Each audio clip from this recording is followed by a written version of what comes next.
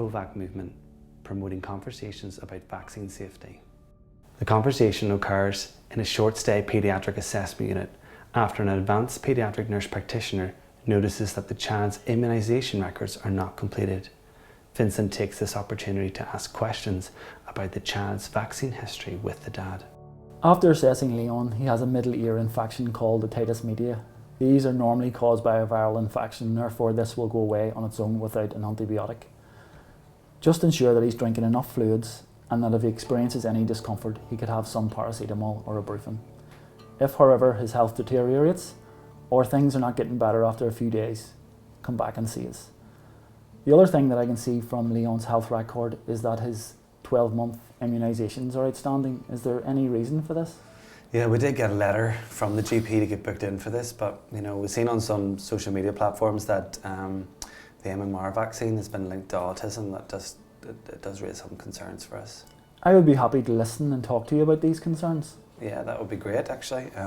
So my nephew, he's 5 now, but he's been recently diagnosed with autism, but it's taken him a long time to get that diagnosis. He's always been really well and healthy, and what we kind of noticed around the 16 months of age was that he just wasn't smiling as much and he was a bit disinterested. He's always been well, but just recently he's really struggled to get into nursery and things like that and get settled. Okay. As a family, we kind of had looked around to see what was the potential cause, and the only thing his parents can identify was that it happened after he had his MMR vaccine. Okay. I can understand why you have concerns about the MMR vaccine and that you clearly want the best for Leon and your nephew.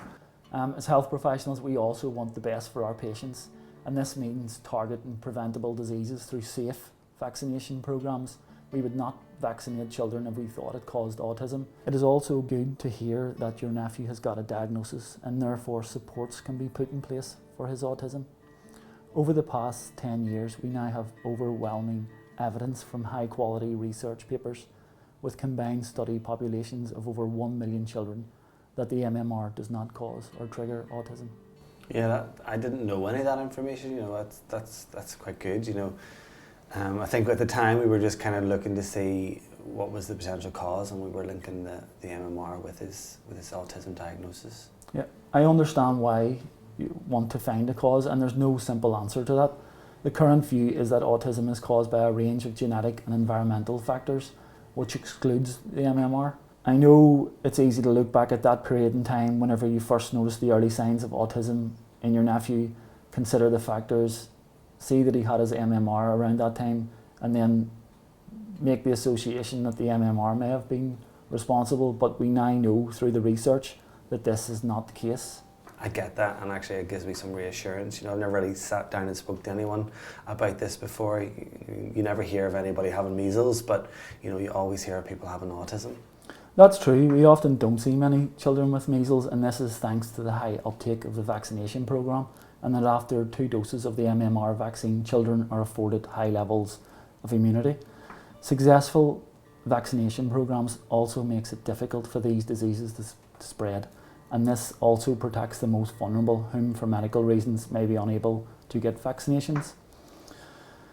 But we must not forget that different regions have been experiencing outbreaks of measles, and that children can die from the complications of measles. Okay, I think I'll get booked in with the GP actually then, yeah. Now, can you get it? Is it just one vaccine, or can Leon have it as 3 different vaccines? No, we recommend that the MMR is given as one vaccine as per the current immunisation schedule, and that is along with other vaccines at that one particular time. Delaying vaccines or looking for separate vaccines will expose Leon to unnecessary risk. It would also increase the number of physical injections and cause an inconvenience to the family, as you have to go back and forward to the GP practice to get separate vaccines. Okay, well that's great. Well, thank you very much.